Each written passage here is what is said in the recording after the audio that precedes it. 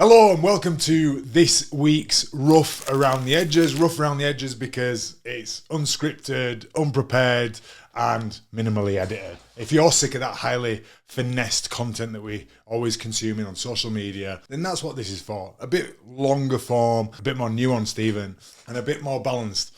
I say balanced, I think I'm going to start with a point that, well, I don't think it's contentious. I think it's a given.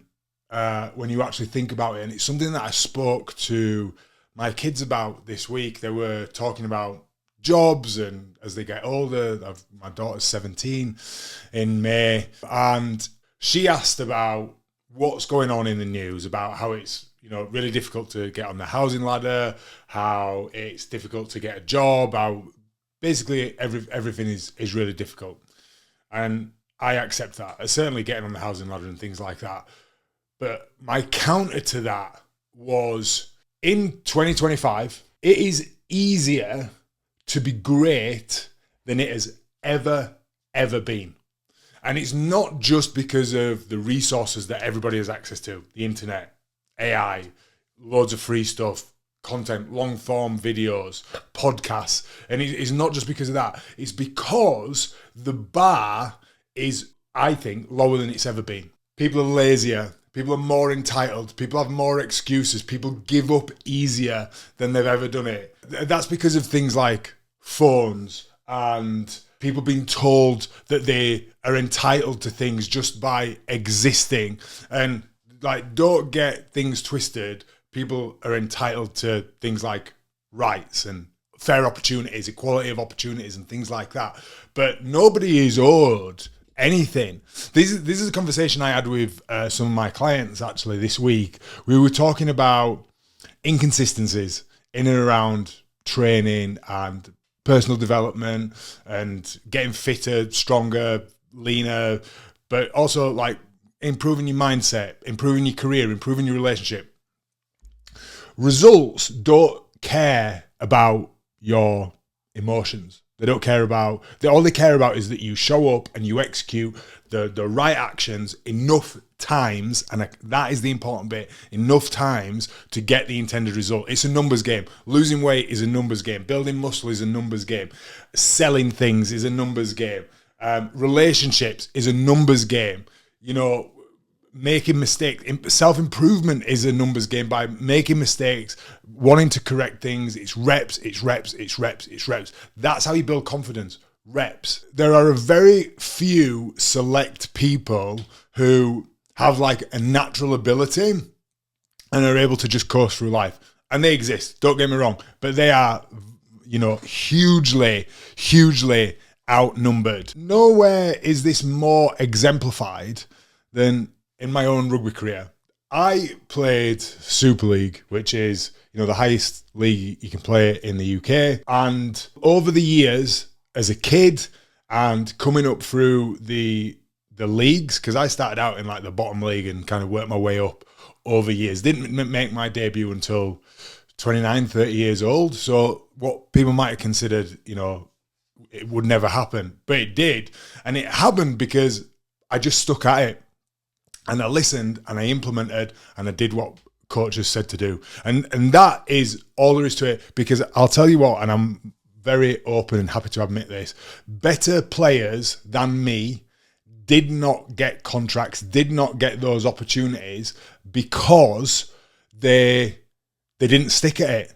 They weren't consistent. They kind of either threw the towel in, gave up on themselves, or thought they knew better. The only difference between winners and losers 99.9% of the time is how long they've stuck at it. And you see this all the time with people, when people blow up on maybe Instagram, or Chapel Roan is a great example. People said, Chapel Roan, overnight success. She had been working and gigging and involved in music for years and years and years and years and years before she gets a big break. Overnight successes are always years in the making. There's very, very few examples of people who just do one thing, it takes off. And don't get me wrong, they do happen, but they're very rare. Often when we see these overnight successes. It is these people who've been consistent, who've been working at it, and who've earned it. And I think that is really important to acknowledge. People who are great have often earned it, and people who look at those people with jealousy, with envy, always ask, why not me? Why them? And if you ever find yourself in that mindset, because I used to think like that as well, what I would always say to you, and I say this to clients, is because sometimes clients see other people getting great results and they go, why am I not getting great results? Rather than the question of why, ask how, because success leaves clues. Ask people. You'd be amazed how often successful people are happy to share their secrets, because they're not really secrets. And I can tell you what most of the time the answer is: ask for help, be consistent, follow a plan, have a beginner's mind where you're open and willing to learn and not stuck and set in your ways. You know, like, winners are just people who've kept turning up when they don't feel like it. And I would say, you know, that is one of the big things that separate people who yo-yo with weight loss, with progression across their life, whether that's money, whether that's relationships, whether that's progress in their careers, their lives, whatever, is the people who are able to just turn up even when they don't feel like it are always going to get to where they want to go before other people. Because other people go, I feel like it, they're fair weather, I feel like it, I turn up, the weather's all right, I'll go for a walk, I'll do this, I'll do that, everything's rosy, I'll just do it. And then when they don't do that, they stop or usually go backwards. And other people are just being consistent, and they're plodding and they're moving forwards and forwards and forwards. And when they're not moving forwards, they're not going backwards. And for that reason, it is easier now in 2025 to be great than it has ever been. So, you know, in a world of people waiting for the perfect time, the perfect situation, just get on with it. Just get on with it, and you will initially it doesn't seem like a lot because, you know, the gap isn't anything noticeable, but over time, which is what success is, consistency over time will give you a result. And if you do that, you'll find yourself leagues in front of other people. Now, me saying that, you know, probably opens me up to some criticism. Do you know what? I get criticism all the time. Last week, I spoke about the ruling in the UK about trans people.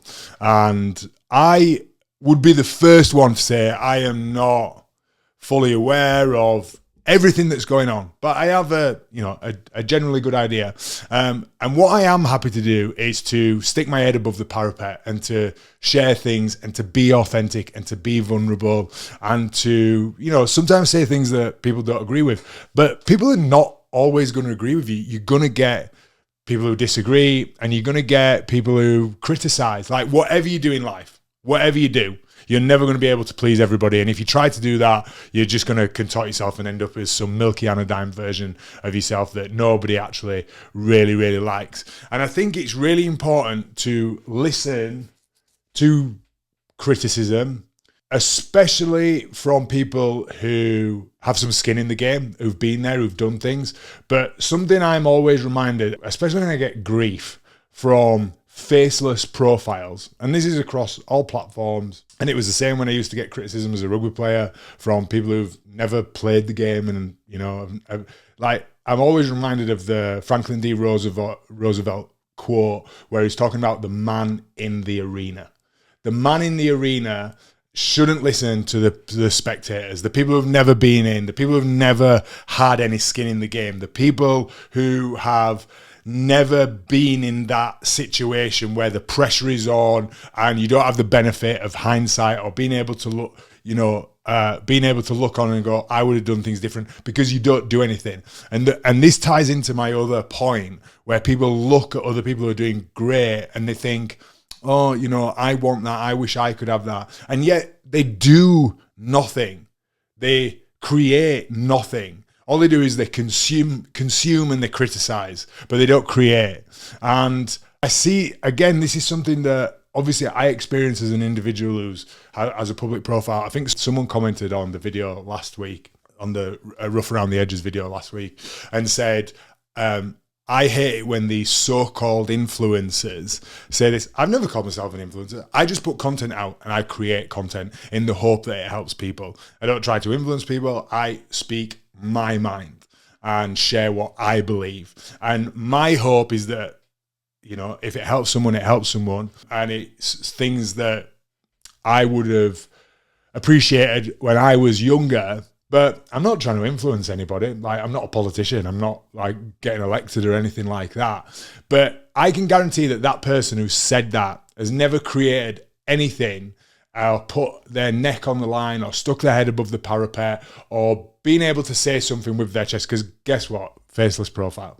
And I just think we see this all the time. You will get criticism from people in your life who don't understand why you've gone for a job, or maybe quit a job that you don't like, or why you've changed your goals and, you know, you want to get in shape and you're sacrificing things. You know, you'll get people who will say, oh, you know, it's life's too short to miss, you know, a night out or to not eat that food. Do you know what as well? Life is too short to not like what you see in the mirror. Life is too short not to go after your dreams. Life is too short for summer to come around and for you to sit and pull at your clothes and not like how you feel in your own skin.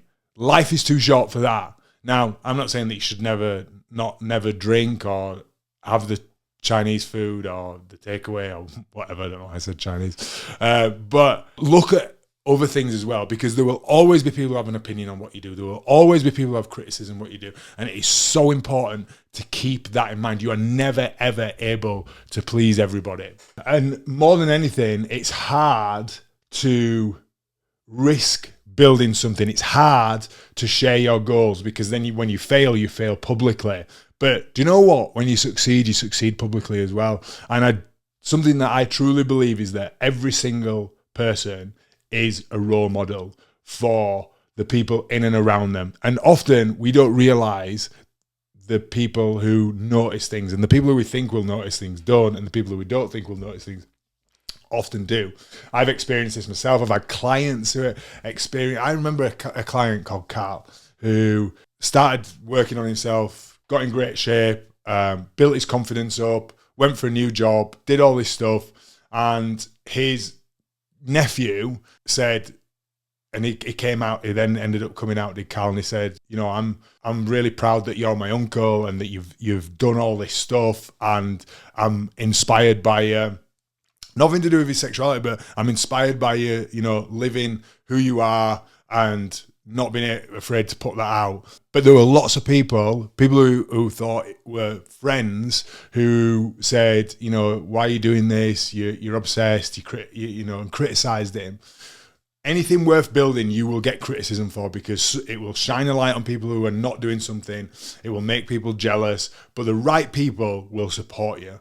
And it is so important to remember that and to be able to cut out the noise of the man who's not in the arena. It's so important. The last thing that I wanted to talk about on this was I did a Q&A. I do a Q&A once a week on my Instagram, so check that out on my stories. And the question that I had was, how do you stay positive all the time? Now, obviously, I answered and I said, I don't. I'm a human being. I'm not a robot. I do not stay positive all the time. I have down days. I have days where I struggle to get out of bed. I have days where I overthink. I have days where I want to cry. I have days where I'm not very productive and I don't get much done, because I'm a human being. And it's really important to remember that social media, even this, which is long form content, what is this, about 15 minutes long?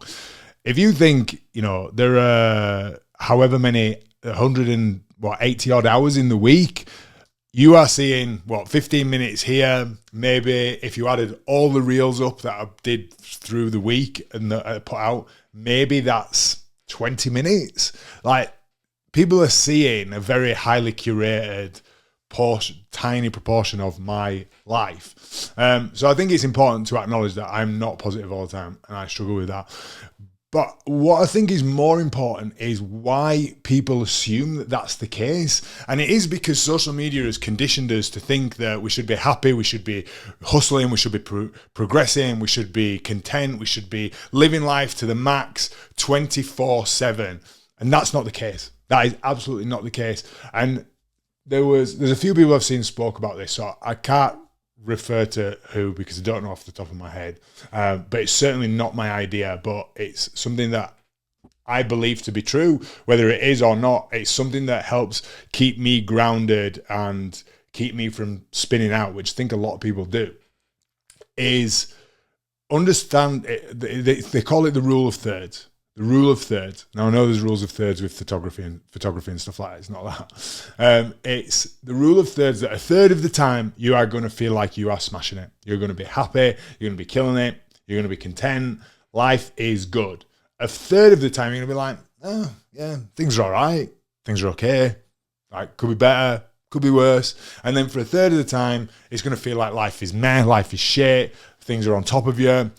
And I think that is really, really important to remember, because certainly with, the rise of self-development, podcasts, it's like you could be hustling, you could be doing this, you should be doing that, you should be. And I think, primarily my audience is gay men, and certainly my clientele are gay men.